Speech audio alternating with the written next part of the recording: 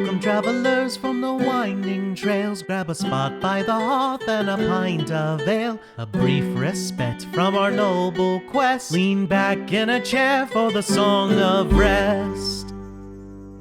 Hello travelers, and welcome to the Song of Rest, a place where our heroes and the deities that guide them gather to share a behind-the-scenes and behind-the-screens look at the unfolding adventures in Archipeldia. Gathered before us is the Dungeon Master, Aaron Rollins, and his band of players, Dustin Blechschmidt, Janelle Wilke, and Chad Stafford. But I'll let them do the talking, and I'll get back to playing. Can you do like a crying version of Welcome Travelers to the Winding Trail? I'm not crying. There's been a lot of water this episode. Yeah, like there's so many different things that could have happened that, you know, like I think I did more forking paths with this episode than I normally do because I wasn't sure what was everyone's focus, you know? I don't even think maybe I'm speaking too out loud, but like, I don't even know I don't even know if like we really knew. I did not know. I didn't know we were going all the way. I also thought that Califran was going to be more of a problem, but no. Yeah, so did I. Yeah, what the fuck? I was really hoping Califran would have come with us. I was like, He's going to be stronger. He can overcome it. Sorry, we whomped your sexy dragonborn. Yeah, like Califran was was supposed to be able to recover faster from this whole thing, but there is the problem that in the storyline that Aster shared with the rest of the hags, and Flowerkraut had heard the conversation. Aster had shared with the hags that the motes of Miriam were on her island, and they have direct communication with Sir Lunox. Damn it. Oh, shoot. So yeah. Oh, that makes so much more sense. It makes more sense now. I'm like, they just must have like, maybe they had really good trackers. I don't know. They had flying dogs. So maybe they had something else we weren't aware of. But no. Yep. And so even though you know, Califran and the apostle ship, you guys did a dodge. You sailed through the night in odd directions and then ended up at Glavio. You had lost Sir Lunox's pursuit, but then when Aster relayed that, he knew where to go. And so here he is approaching the island. The Saffron Citrine is sitting on the southern tip of Glavio, unmanned and defenseless. And so Califran has to gather up his people and get to the boat, or else they're going to lose their ship. I meant it when I said, get to the boat, old man. Yeah, get to the boat, old man. Get over there, old man. Yeah, because last time we talked to them, they said that their repairs were not going great because they didn't have enough raw materials on the island. And well, the raw materials are probably all making their way down the island now. It's true. All of them. They should just steal Sir Lunox's boat. I'd like when you say raw materials, it's just Brock's floating down face up on the water. It's like, oh yeah, there's your problem. Oh, fine. I can see it from it's here. all falling Finally, apart. it's a lazy river. I've been wanting one of these for a long time. We need to deal. We need to deal with that. All the people floating down. That big point is we made a big thing about save your island. Save your island. And then I'm pretty sure we just, like, the whole ecosystem and the whole town or village is probably just gutter wrecked. I think we restored it because the dragon was hoarding the water. And it may be both, because for sure, you've got a river that just reformed on Glavio. And yes, it's going to go right through Oskal's Refuge. But again, that was the original state of Glavio before he hoarded the water. So Glavio used to be more lush. It wasn't a desert island. That's how the Pillars of Salt even formed, is because there was that's how all the cavern things probably formed, was the water. So. Yeah. So it could be a good thing. I mean, their little village might get destroyed. They could all move to Raven's Outpost for the time being. Raven's Outpost. Raven's Outpost. Yeah, at least we took care of the grub Ganchuan, so that's not a problem anymore. Right? Until the new one rises up. Grubs have to come from somewhere. Flowerkraut, you need to stop summoning grubs. I'm sorry. They're just so cute. Every time you do it, I feel like they get a little bit smarter. They're just adorable. She didn't go through it, so she doesn't realize like the damage that this could cause. No idea. She has no idea. Oh my gosh. I am just emotionally so destroyed. I feel like each of our characters has made a drastic change, and I feel affected by it personally. Like, you know, it's episodes like these, or at least moments like this, that I'm like, man, for the time being, let's strip that comedy tag off the podcast, because, you know, it's like we're cracking jokes, but things get real serious real quick. Get real.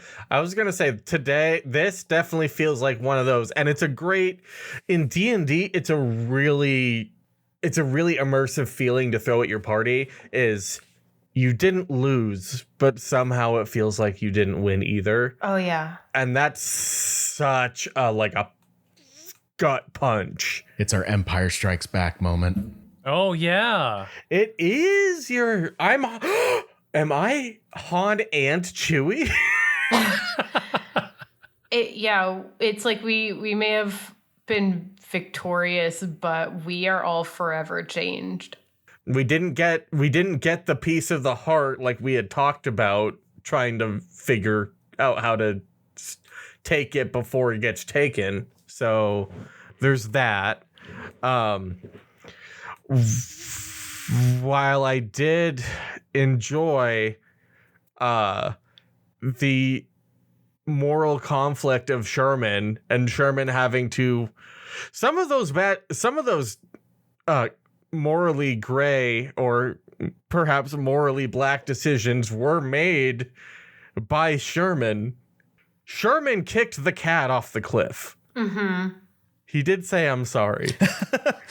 Yeah, I think it's really interesting that the way you played out Sherman as kind of being corrupted while he's also got this contesting force against him. So it's almost like Sherman's already losing from the very beginning. Oh, yeah. Because you know, Sherman could have been happy-go-lucky, like, Justice Sherman, I'm just using your power to help us for this time being. But no, Sherman's like, this is wearing on me. For Sherman, it was like, I do this or everybody dies, basically. That's kind of the vibe. Yeah. I was thrilled when you first decided to bust out the sword, and now I'm just devastated. So Destroyed. 110% destroyed. Flowerkraut, I know in like multiple scenarios at this point, has encouraged Sherman to do this in order to help everybody else. Like, you have to sometimes make these tough calls and do things you don't really want to do in order to save as many people as you can. And now she is realizing she's not sure if it's worth it anymore after what she saw. It's one of those things where even in life, you don't realize what seems to be maybe not a beneficial decision, but like, it's hard to always know the ramifications of certain decisions, the ripple effect.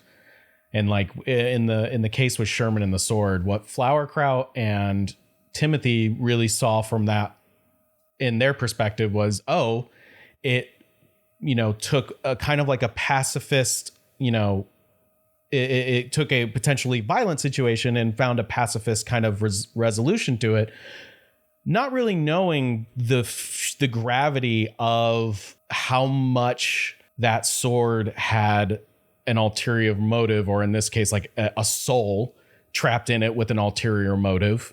Now knowing the full ramifications, and my favorite moment of that, I don't want to use that word because it was also like literally put tears in my eyes, but the most impactful moment for you? The most impactful moment was when in game, in story and narrative, Flowerkraut and Timothy hear Leon's voice emanating from Sherman. It's no longer just some inner monologue that Sherman's having. Now it is out in the world for everyone else to be affected by it. And so Flowerkraut, probably the most felt the ramifications of, oh shit, this is where that line of thought, that's where the ripple effect ended, was the unfortunate part of it. And she's like, I'm going to be pushing him to do something morally gray. She understood that when she's asking him to use the sword, but now she sees that she has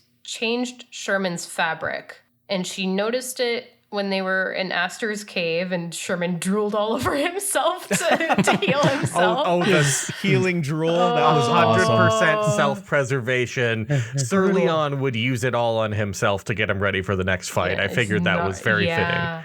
Throw the Gatorade on himself. I mean, I had a thought for a moment that your healing powers were just completely gone when you were merged with him, but at the same time, you're still in there. So you still have the ability to, it's like you're wearing Leon's skin, but you're still underneath it all and you can still heal yourself. But that's funny because it almost is like you're doing it without letting Sir Leon notice because you're just drooling on yourself. Well, in my head, it was Sir Leon was like, I can't go into the next, I'm not going into the next fight like this. We're sapping your power to heal me, basically. Yeah, for sure. Because I was down to 19. Well, if it wasn't for that, I think 4 points of health you gave me. Yeah, that scared the shit out of me. Oh. I was on the precipice of being in the single digits. So yeah, when you said you were almost dead, I was like, what do you mean you're almost dead? And you were like, yeah, I got the shit kicked out of me too. Yeah, like 6 health left. I was getting that glass sound, that sand glass attack, which is visually very very dope aesthetic. Absolutely destroyed my face. That Macadam boy could have done a lot more. It was because you kept your distance, because you had originally won against Sir Leon and you kept your distance. He wasn't able to attack you in close combat. And by the time, and yes, I did roll Chad. I rolled to see if he got his breath weapon back. He did not on that second round, but he couldn't do anything to Sherman. All he could do was struggle against the chains or attack anyone that was nearby him, but no one got close enough to him.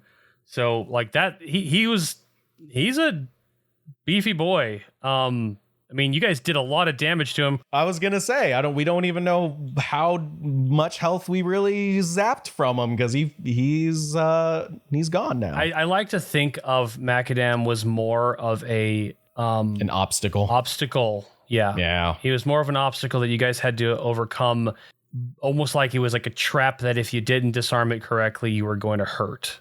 And Brandy was clutch-tastic again. I mean, I would say that the savior of Glavio is Brandy, between the gargantuan jumping on Tondo's head, no problem, and then getting... Oh, and let me give you guys a little peek behind the screen. Oh, she got another one too, didn't she? One of the other apostles. Yeah, she did. Yeah, in the last she got the human, right? Tando? in the Barnaby fight, she got one too. She did. Tondo was the one that we just... Did she get Hamlin? She got or Maris? She got Maris. Then Tondo. Brandy's all about the zap and salve slaps. So a little peek behind the screen about Macadam. I hinted at it with Astor having to pump every ounce of her magic into controlling the dragon, into mind controlling the dragon, which meant that she was having to sever all of her other magical ties in order to do it, which would mean that the connection she had established with the dragon was stronger and took more power to do. Therefore, if you had only applied one application of the salve, it would not have worked. That's what I felt like from the get-go. I had a feeling. Yeah. Good call, Janelle /Flowerkraut. Holy crap. I mean, it also worked out that you only used 2 during the Califran fight. Yeah. Because Andelisar was tied up and Hidden Clover got yeeted off the cliff. So they were still technically mind controlled when you guys were going into the tunnel. I'm also super happy that no Kenku were harmed in the making of this episode. Oh my gosh. Dude, I can't believe it. The Kenku were like... They were clutch. They're dodging shit left and right. They were amazing. I love the little visuals of them just being like a whirlwind of feathers, just like beating up people and wrapping ropes around them. Oh, so cute. It's like, I'd hate to see them die. We obviously care so much about them. Just because it's like we put this heart into the one salve, and it's like to lose another Kenku would just, it would feel like it goes against what we're trying to do here. But they were very handy. It's also interesting to see, I don't know how much of this you would be willing to share from behind the screen, but it was interesting to see just how quickly the hags just turn on each other. Yeah. There is like almost no love, really. There's no emotion. There's no empathy, which is why I had Timothy kind of like say that from his own heart, because like they just turned on her so quick.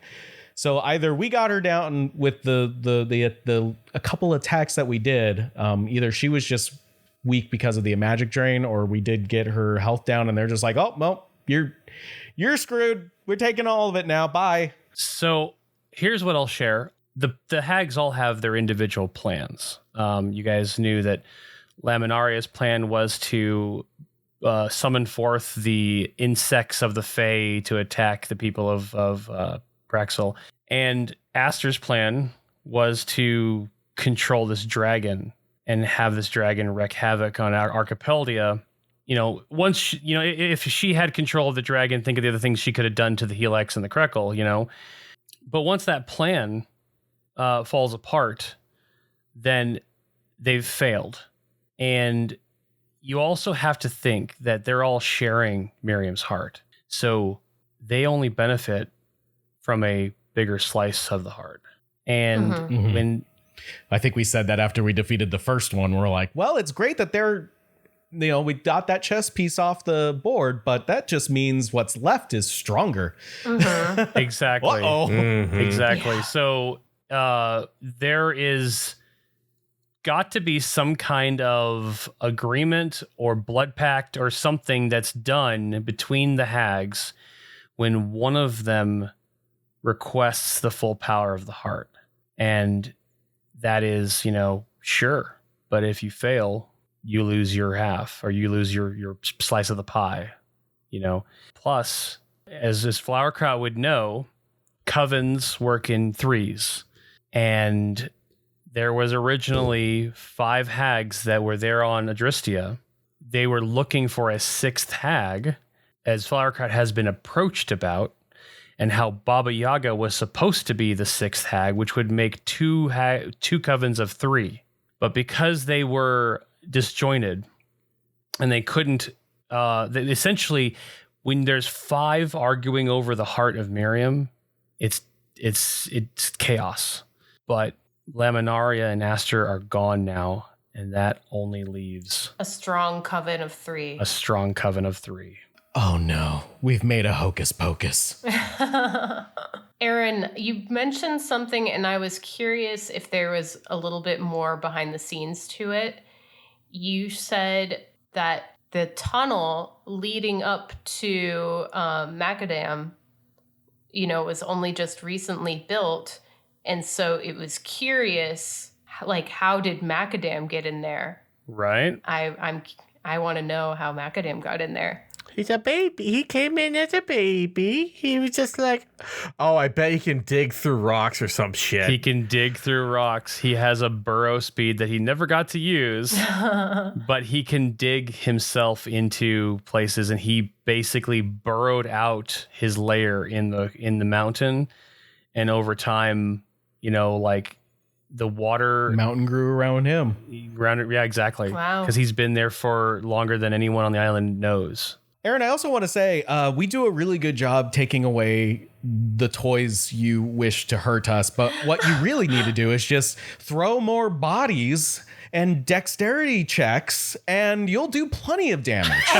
Oh, that's right. That is right. What a trick. The Helix What a little tricky trick. throwing Helix bods at Timothy, full Brock. Yeah. Dexterity is my best saving throw, by the way, next to charisma. It's a +5, and I was just rolling absolute garbaggio almost the entire time.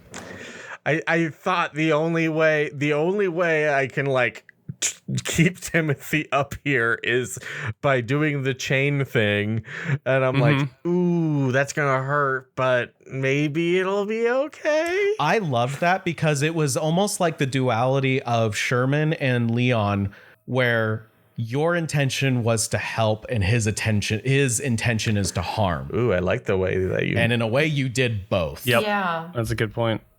Which is kind of sick. Yeah, I really liked that moment because I think that was a moment where Timothy realized he was losing his friend. Aww. And you would have taken a lot more damage had you been sucked down the tunnel and, crushed by Brock's body and everything. Secret tunnel! Oh, sorry about that. Yeah, he was saving you, but it was very brutal. It was pretty counter to how Sherman would do it. It really was. Unless you're climbing a cliff, right? So I think one other thing we need to address is Sherman's disappearance and what that means for the podcast. That's right. That surprise, that was a surprise for everyone. So what does that mean, Dustin? So Dustin is going to be taking a little bit of time to just dad around and be a dad, and hopefully when dad's schedule like clears up and is not as hectic, dad and I don't know, Flowerkraut and Timothy figure out some mumbo jumbo. Maybe Sherman will be back, but slightly changed. I don't know. Flowerkraut, we're gonna smash this freaking gem right here, right now. Get a rock. Oh, No, Timothy, that's not right. just that little oath of vengeance coming in instead. Who knows? Oh, Who knows what's gonna happen? yeah. Aren't you like redemption or something right now? I'm redemption right now, but I feel like no matter what, like no matter what happens, there's no way Sherman comes out of that completely unchanged. He's getting the shittiest roommate. Yeah, Chad's gonna have to completely redesign Sherman's look later on. That's my favorite part about this, and it makes doing promotional materials so difficult because we know that like I want these characters to visually change every arc, every like major event, because that's kind of the fun part about it to me. That these characters aren't going to stay the same. It's not like a cartoon show, that's like a serial where it's always just going to be the same thing, a refresh every episode. These guys are going through life-changing events, and their visual appearance should also reflect in that. Sherman's gonna be like the Spider-Man 3 version of himself. Oh, don't say that. Not angry Toby. Although I do think that we should just toy around with what it would look like for Sherman to have the emo swoop hair. Yeah, right. And some eyeliner. It's fine. I just imagine Sherman like they pop him out of the sword somehow, and there's another big problem going on, and they're like, Sherman, we gotta go take care of this. This is plaguing this and this, and Sherman's just like, I forgot the part where that's my problem. Shut up. I'm gonna put some dirt in your eye. I'm gonna put dirt in your eye. Are you gonna cry? Why is there like a weird jazz band wherever Sherman goes now? Why does he keep snapping his toe beans? What kind of dance is that? When was your armor black? When did you have time to paint it black? I was just listening to our holiday episode. The spicy Sherman. The spicy Sherman one. Yeah. And And he calls Sir Leon a fucking idiot in that. And now I'm just picturing them having such a contentious like roommate situation. Oh yeah. I would love, and this obviously can take time and not be a priority, all things considered, but I would love to see a Sherman and Leon in one big "Our Get Along" shirt. You know what I want to see is just like a comic of like life in the gem. Yeah. Life in the Gem is something that living with a spicy ass. that Aaron and I have talked about, that maybe we'll do some like solo short, like little clips of what's going on in there, and he might like pepper them in. I don't know. That would be really funny just to like cut in the middle of an episode to meanwhile in Sherman's sword. Leon's just like got pizza boxes all over. I told you to do the dishes, Sherman. Yeah, when I said I get to it when I get to it. And Sherman's like, look at all this mess. I know everyone's sassy, but I'm not watching Desperate Housewives of Titanios again. God damn it. Like, you gotta clean this up. This is your own goddamn mess. Yeah, you clean it up. You're the one who... What did I tell you about wearing your boots inside the house? You know what? I'm going to wear my boots on the couch. That's a very expensive couch. You know what? You're going to regret bringing me in here because I have... Well, you didn't really bring me in here, did you? You're going to regret this because I'm not going to be able to do my usual D-shed, and it's going to get real hairy in here. God. I love this. We have the angstiest little Pokeball gem right now. Yes, very much. I think we should talk about our fan art moments of this episode. Ooh, there's so much. Boy, it's like I'm looking for like the funny, entertaining ones, but then I'm like, oh no, there's just so many good like.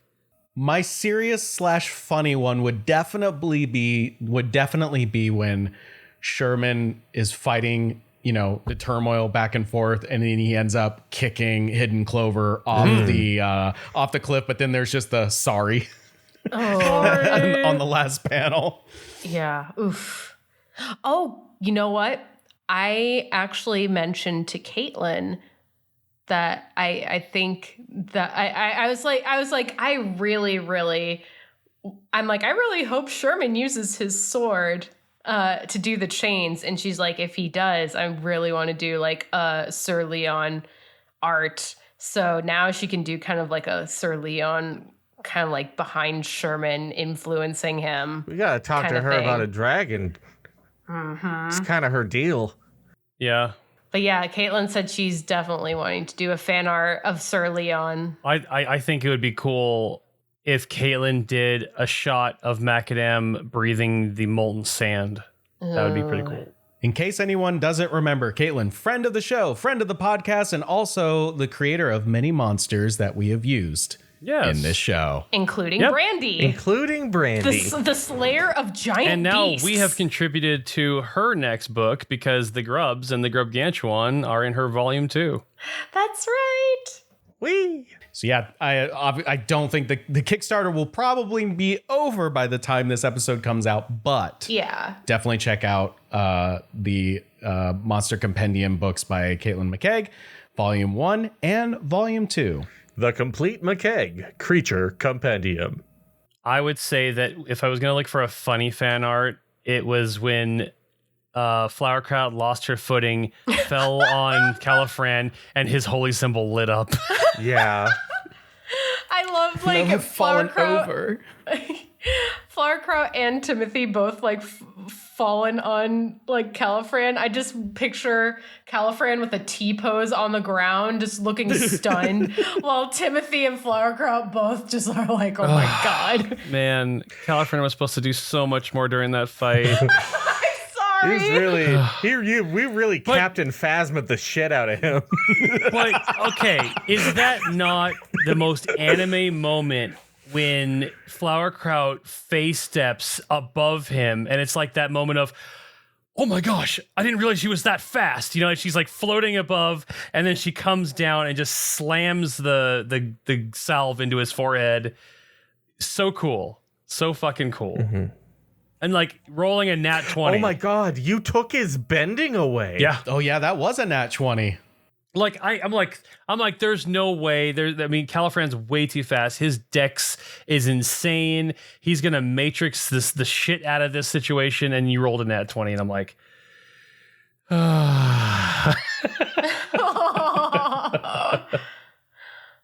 At first, when you said you rolled 17, I thought you were gonna be like, and he added this to it, and I thought you were still gonna beat me somehow, but it was just the 17. Oh, like the good old like MasterChef bait and switch. From now on, every enemy we fight wears a helmet. yeah. Like they're gonna stop hitting them in the head eventually. Because the way I usually announce what my roll is, I usually say what's on the die before I add things to it. Right. But I think everybody else here usually says the total right off the bat. Yeah. So I was sitting there with bated breath, like, did it land? And it's like, yes, it did. I think it's so funny how awful we all rolled in our first fight and how epic we rolled in our second fight. Yeah, that was quite a flip of circumstance. Oh, Aaron, one of the things you made me feel during the last battle, it again, just to really drive home and illustrate how the fabric of this group is changing a bit and is being affected by all this horrible stuff happening, is like Aster's fear and also the dragon being in just like this brutal pain and us still going for it. Oh yeah. Just ouch, that hurt the soul. Yeah, because you're not sure, should I feel sorry for Macadam because he's an innocent bystander, but at the same time he fucked up this island. He fucked up the island. He's, like, he didn't even get a chance to like explain himself before he's caught up in this. He just got woke up, dominated, and then like lobotomied and freaked out. Yeah. Oh, he just got tortured. There's a lot of different. So, okay, similar to like a choose your own adventure book, I wrote out multiple conclusions to that last encounter with Aster and Macadam. And you guys essentially went down one of those paths, which was the one you'd expect is to break the spell from Macadam. There was that catch, though, that you needed 2 applications of it to actually penetrate how powerful the spell was, which you guys did, because how disappointing would it have been if you'd walked in with only 1 application left, tried it, and it didn't work? Yeah. Or, there was the very possible chance, the way you described the environment, that was kind of a one shot. Yeah. Like we had one chance to really get that. Mm-hmm. Yeah. There's a lot of things that you guys did that really just brought the resolution. The paths really just narrowed down, If Aster got desperate, she would show Tierman to you, and you called her bluff. I don't know if it was a bluff. Timothy doesn't know if it was a bluff, but he's just like, all these creatures have done is lie and manipulate and turn on each other. Like even if it is true that Tierman's there's no chance she would ever let him go, because as long as these creatures, these witches, they have something to hold over someone, they will always hold it over them. There's no dealing with them. But like when I say you called her bluff, she was using this card. Whether or not if Tierman is still alive or where he is, you said that your response to her brought terror to her face, because she knows that her sisters are listening, and that her sisters are going to say that was your last chance, and it didn't work. So now the heart's ours. I didn't expect that at all, with everything going on with Sherman, with everything going on with the dragon, with everything going on with Aster, and then like to do a Tierman drop like right then and there. That was the last thing I thought would happen. But do you remember the dream. Of course. Yes. Like oh Yeah. my God, it totally makes sense. I was just like, I don't know how much Sherman and Dustin were ready for what just happened to them, but I certainly wasn't ready for the Tierman drop. Like I there are things that could have happened if you did say, fine, you keep him alive. What do you want? You know, there's things that if Macadam had not, like if he had been spared from everything, and you know, there's like literally, there's just so many other things that could have happened. So I think it's really cool that you guys picked the path you did, and that things ended up the way they did. Because I can't say that I knew what the end result was going to be. I just made the connection. I kind of feel like Sherman went cyber psycho. Yeah. And I know, Aaron, you just watched Edge Runners. Now that I'm like looking back, it really feels like that vibe. Which Chad Janelle, if you haven't watched Cyberpunk Edge Runners, it's short. You can. I binged it all in like one day. Yeah. And it is beautiful looking and emotionally devastating. Music is great. It really is. I was destroyed by that show. But it is so good.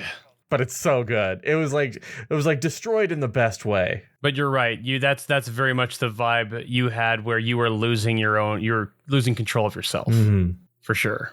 I'm going ghost. No. That's different. Is that Danny Phantom? That was a Danny Phantom. Yeah. Sherman Phantom. Now, a curse doggo. It's kind of terrifying to think that even if you win, you lose with Sir Leon, because it's like either you're fighting him to do something you want, which is going to drain your willpower, or you're aligning with him on something you both happen to want, and he's still going to use that to his advantage. Mm-hmm. Yeah. He's a real son of a gun. He just keeps hanging around, doesn't he? Mm-hmm. I have another Spider-Man 3. I have another Spider-Man 3 redrop fan art moment when Sherman's running by Califran. He says, "Get to the ship, old man." Mm-hmm. It's like, "Later, chump." Fart. Later, chump. I know the fart was added in, but What was that? That was Topher Grace. So just be like, "Come on!" it's like, come on. Oh shoot. That's funny. I love Spider-Man 3 Edge. Sherman is speaking to my soul right now. I feel like that's just so him, because he's like trying to be edgelord, but he keeps tripping up. Like, I don't know how much we edit out in this because we were trying to keep it serious, but Sherman kept peeking through, and it was pretty funny. It was like, okay, wait, this is serious. This is a tense moment. But they kept being like little Sherman fumbles, and it was very funny. It was very Spider-Man 3 for sure, where it's like he thinks he's being edgy, but he's just kind of almost like cringy. It's I don't think it's in the actual episode because we always do mic checks before we start recording for safety purposes, but like Dustin, when you were like, is this what I sound? Yeah. Is this what I sound mad? Oh no, I don't like that. Yes. No, I'm gonna try this. Testing out all the different voices, Yeah. the Batman voice. I was trying to find something. I think I stuck with something pretty well. Yeah. I liked it. It worked really well. Yeah, it was good. It was great. That means, oh my God, that means Sherman's going to have like a close to a normal voice eventually. Oh, you know what? I just realized that this whole story just got Joss Whedoned, because you just got done kissing Bernice and then you get sucked into a sword. You're right. You monster. Oh, Bernice. What do you mean? Is that a thing? Is that a trope? Yeah, Joss Whedon doesn't allow anyone to fall in love and be together. Oh. That's not allowed. Oh no. Like he's a kind of a bad boy now. Oh, That's is- what you like, right? I guess that makes sense because Angel became a different show. there was that Ultimate X-Men series that he wrote, and I want to say like Kitty Pryde and Colossus were in love, and she ends up basically getting fired off in that missile thing, and forever just gets sent away from Earth. I mean, like all kinds of stuff. I mean, there's Wash in Serenity. Everything that. Think of a love. I didn't know Firefly was a Joss Whedon thing. Oh yeah. Oh, okay. I think it's like almost 100% like his thing, isn't it? Yeah. Like that's what I would say I first originally knew him from was sort of Firefly. I just know about. I mean, I know about Buffy. I know he did something called Dollhouse with Eliza Dushku. Yeah, I watched all that, but I didn't really watch it. Obviously, I know about Avengers. I don't know what else. Like, I feel like he had his like fingers in a lot of pies. Is that a thing? Is that a saying? I think so. I just thought of another really cool fan art moment. If we did like a still frame, Flowerkraut bending the water around you guys, and you guys being held by the chains and everything as everything's happening around you. That's a cool, definitely a cool little thing. If you showed it from like the front. Yeah, I was picturing the cave or the tunnel so much bigger than it actually was. I thought it was just absolutely enormous, but no, it was a tunnel. So yeah, 5x5 cube made a difference. I was just like, oh shoot, I'm like going against this gigantic like wave, and I'm only going to be able to do a tiny little 5x5 cube. It's like, nope, 5x5 cube is big enough. Very generous of you to not have the water immediately go back into my face. Oh, that was very kind. No, yeah, I just imagined it was just spraying around the edges around you guys. It was almost like, Flowerkraut had up this like invisible shield and the water was just going around it. I do like that showcased that whole tunnel system segment. It really showed the more Sherman gave in, the more powerful and like immovable he physically became. Mm-hmm. I want to mention like at the end when Sherman is sucked in, I tried to be as quiet as I could for the remainder to make it authentic, but then the other hag had to go and be like, guess it didn't work, and I could not keep my mouth shut. Wait, what did you say? I was like, what a fucking bitch. It's like I could still hear his salty voice.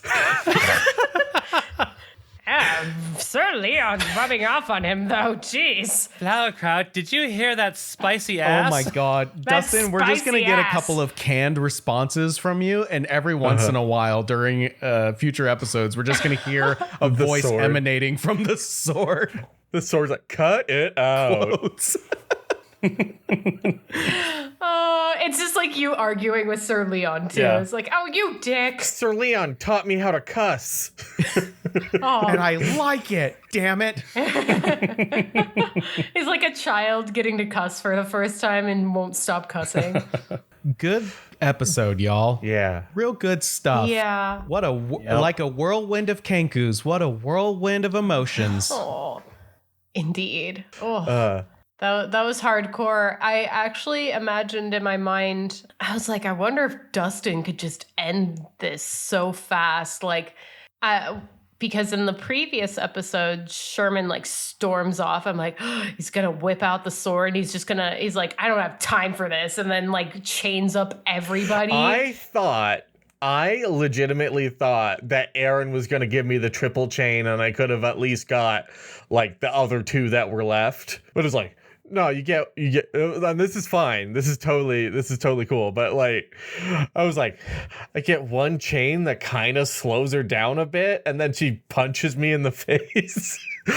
I'm like, I thought you were supposed to be cool, sword. It was kind of like when you first did back when you're fighting the thralls. It was like that was a preview of what the sword could do, because as like you pointed this out, that even in the tunnel, additional chains start coming out, and you see that the power is growing and getting stronger the more that Sherman's beginning to lose the fight. And then you get to the fight with the dragon, and you've got like 4+ chains out, and they're like these huge chains. And so it's just getting bigger and bigger. And you have to think about Sir Leon when he was on Praxil, when he was chaining the Frodes and dragging the Frodes. So it's almost like when you first activated the sword in this episode, you were just at the level 1, like a swing set chain. Yeah. Yeah. I mean, so it just got more and more out of control as the episode went. That is cool. That makes sense. You chaining the dragon definitely was a very visual moment for me. And I could imagine that being a fan art moment, is just like us in the middle of this big arena and there's just like chains grasping this dragon. I definitely had a feeling that if Sherman wasn't going to use the sword for the Califran situation, like it was definitely going to happen with the dragon, because I know it was its breath weapon, but that dragon probably had a lot more stuff it was capable of doing. And I don't see any way we could have, at the level we're at, be able to survive without Sherman doing what he did. Yeah. I was worried that maybe we would have to take on more Helax, like, so that'd be the dragon. I thought it before they all came like flooding down the tunnel. I thought that as we were approaching, like, we're gonna have to fight dragon, bunch of Helax with mining picks, and then a bunch of Helax. And that you would have to chain a bunch of them and then we'd take care of the dragon. Just like, God, Aaron's just going to punish us for that worm thing. God damn it. What if I baned it? No! Oh, no! Don't stop! My worm! My glorious worm! It's okay, Aaron. The Fracken is still out there. Ugh. The Fracken is still out there. But even the Fracken got tricked by our silly little play. Yeah. Oh, what? You were angry about that too. Yeah, because there was mechanics in that whole thing about it catching up to you and grabbing hold of the citrine. Never happened. You guys pulled some shit that I was like, I can't argue with this. I don't like it, but I respect it, damn it. I don't like that. I don't like that. That was S tier shenanigans. You know what? I'm gonna retroactively add a fan art moment to was it episode 17, where it's just like Aaron, the actual Aaron, our DM, just like yeeting like a D&D book and shouting, "My word!"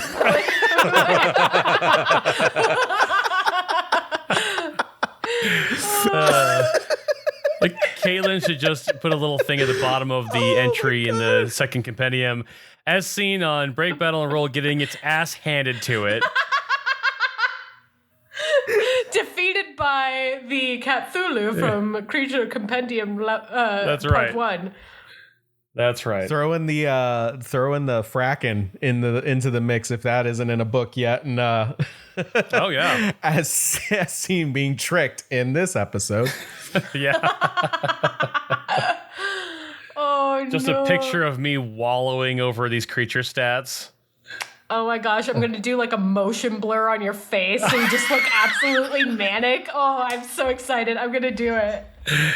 It's like you're like Finster when the Power Rangers do the exact same thing they do every time. And he's like, damn it, I thought that was going to work. And yes, I made sure to put their weak point right in the middle of their chest. They'll never see that coming. I know. I really feel like that had to be a Lord Zed coming in. He's like, no, it'll be like, they have to have that. It's my thing. He's like, I really don't think that's a good, do it. Like that was a like upper management design choice that like testing and programming tried to get not You to gotta do. put a big Z on the chest. How are they supposed to know they're my minions if they don't have the big Z on their chest? Do you think we should also have an exhaust port in the Death Star that leads directly to the reactor in a straight line? Of course. We'll make a movie later about that. Well, I mean, like, at least you guys are past all of the, we can beat this guy by just smearing some stuff on his forehead. So there's that. Just dropping cats and old women on top of their heads. Yes. That's such a cool perspective to our cool view or fan art or whatever of just Brandy slowly falling from the top of the cavern. And that was a good like a slow-mo. backed out view of it. Yeah. Yes. Ave Maria, or like what is that other one? It's the French.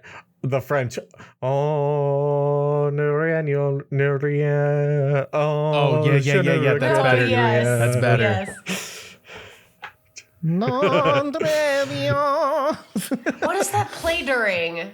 I don't know, but basically it's no regrets. Like, I don't regret it. I don't regret a thing, basically, and that's perfectly fitting for that. So it's when the all other audio cuts out in a movie, it goes into slow motion, and it just plays that music. Yeah. That's definitely the vibe. I'm curious, and we may never know, but I'm curious what you guys would have done if you'd walked in there with one application of the salve, got it on the dragon, and I told you it didn't work. Like, I guess I'm killing this dragon. I think we would have just focus fired on Aster. Yeah, I think Timothy and I would have to do it while Sherman held down the dragon with the chains. So yeah, Brandy, Timothy, and Flowerkraut would be wailing on Aster. Oh my gosh, since this obviously didn't happen, I'll tell you what I was gonna have Sherman do if he would have succeeded on that final saving throw. Go off on a sunset with Bernice and be happy? No, it would have been way worse. It would have been way more devastating. He would turn the sword on himself and like do through the gut. like try to kill Leon with yourself. Yeah, like you can't take control of me if there's no me. What the hell, Dustin? That's devastating. Yeah. Don't Sora the Keyblade into your heart to release the Kyrie. It always comes back to Kingdom Hearts. You know it, baby. Every single time. And I love it. I eat it for breakfast, lunch, and dinner. Yuck. Yuck. I finally remembered where I heard that song, and it was in Inception when they're supposed to wake up. That's exactly it. Yeah. Good call. Good recall. We have been recording for almost 6 hours, by the way. I am destroyed. It's almost midnight our time right now. Yeah. Maybe we should wrap this one up. Well, Yeah. you all, I'll still be here, but I won't be here. Cries. This is a Marvel movie ending where it'll say Sherman Jeopard will return in Avengers. and then just yeah. Yes. No, it's the question mark one. It's Sherman Jeopard will return. So it's a DBZ intro. Krillin dies. Sherman Jeopard dies. I was thinking about that. I was thinking about that the whole last bit there. Okay. Thank you all for bearing with us for an hour of Song of Rest. Perhaps the thickest Song of Rest for a truly emotionally thick episode. And prepare yourselves for the next arc. Arc 3. Here we go. Ready. Go. Next time on Break, Battle, and Roll. We love y'all. Have a good one. Bye, guys. Bye. Thank you so much for listening to our Song of Rest. If you like the adventures your ears just wit on, feel free to listen in on our other adventures from any plane of existence or seeing stone you get your podcasts. Until we meet again, safe journeys, travelers.